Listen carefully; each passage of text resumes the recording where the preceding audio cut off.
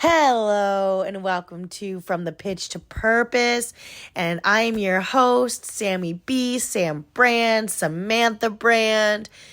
My alter ego is Yolanda. And I am just really here, mind blown by all of the amazing things that have been happening in my writing community lately. And I just needed to come on here and I needed to tell you, I'm going to talk yet again about the amazing retreat that I got to do and all those women that I got to meet and be a part of. Just a magical weekend that was so crazy. But since then, we've kept that momentum. We've met a few times, and these last two times have been through writing workshops, and we've just kind of gotten together and literally dug deep. So I wanted to ask you, and you could sit here and you could ponder about this, but I want to know, when is the last time you sat down and you literally stared your entire trauma, grief, sadness, depression, anxiety in the face and decided to walk straight through it? I just want to know, because we've been doing this work lately, and our first one was really grief-based. Like, it was very much like on brand for me. By the way, my name is Samantha Brand, which is just kind of cool. But it is very on brand for me to be able to talk about grief openly and honestly. And I think it's because I just for so long was so set on the fact that people would ask me, oh my God, how did you get through that? Like, you lost your husband and then your dad, like back to back. How did you get through it? And for the longest time, guys, I would literally say, I don't know. I'd be like, I have no choice. That was a big one too, is I would say I had no choice. Like, I had to. I have a whole entire human daughter. Like, I have this tiny little being, and then I had to. And for a while, that's all I did was I survived because I had to. I survived because she was literally needed me to. And then for now, I'm just like, wow, I'm surviving not because I have to, but because I'm enjoying life again. How did I get from seriously barely getting out? Like, when I tell you that there were days where if my daughter was not crying for food or breast milk or something, I would not have left my bed. There was no strength in me. There was no fight in me. I was completely just detached from everything that brought me joy.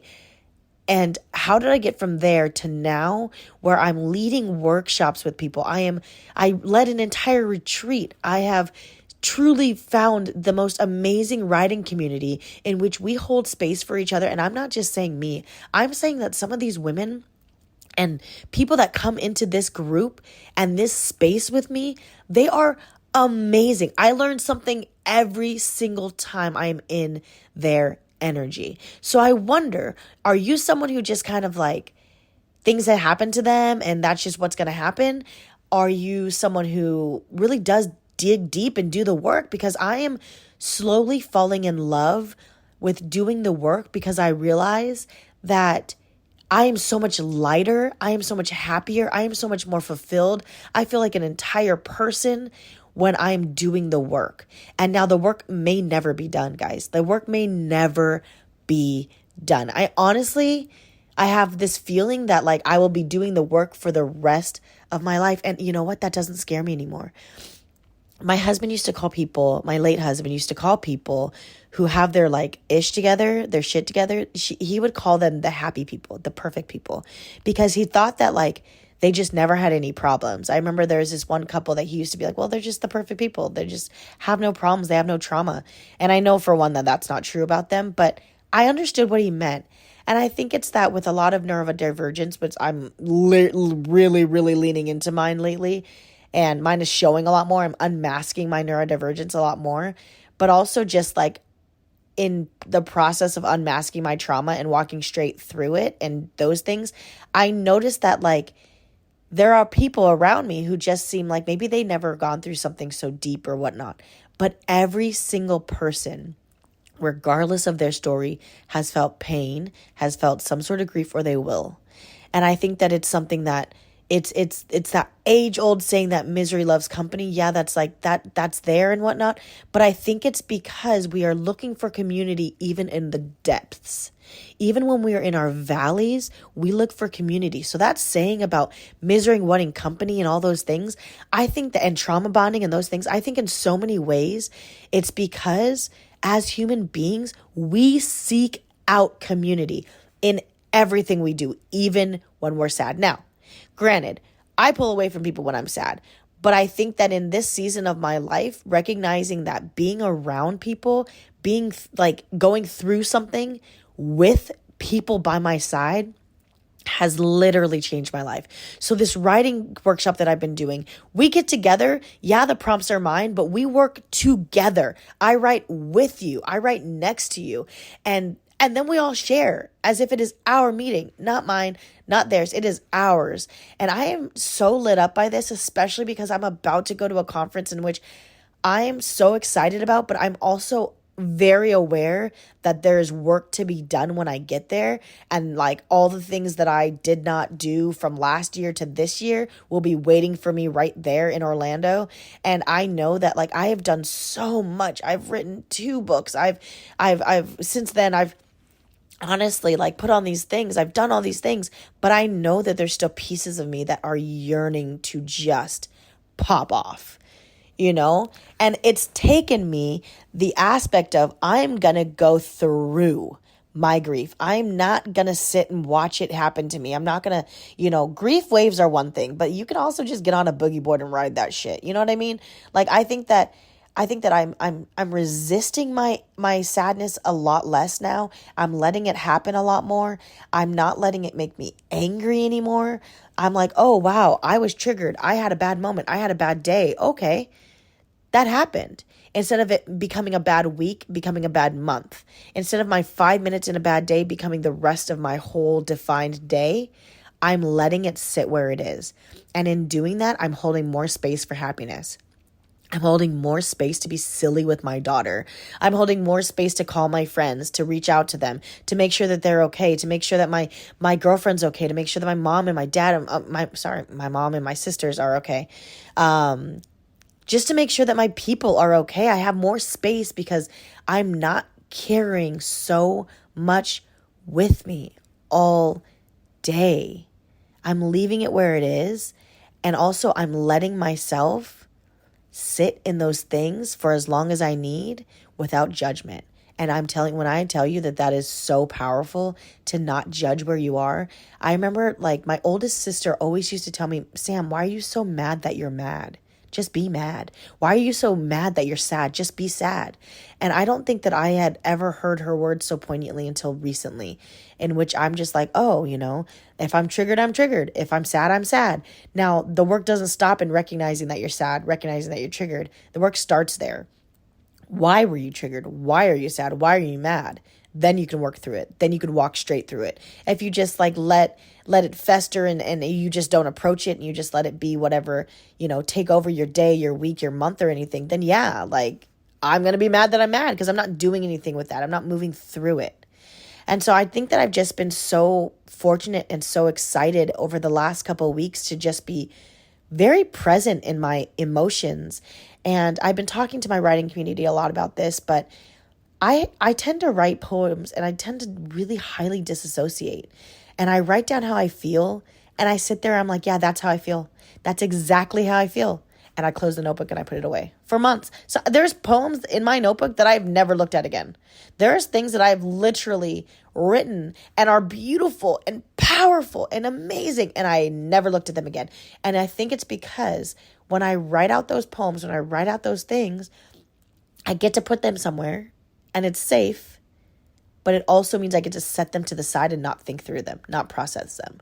And so I've been challenging myself to stop writing poems and to start actually journaling, because honestly, the poetry that I can do, I love that my brain can write a poem in 10 minutes, 5 minutes, 2 minutes. I love that about my brain, but I also know that my heart deserves more than that. My heart deserves more than a couple minutes of emoting.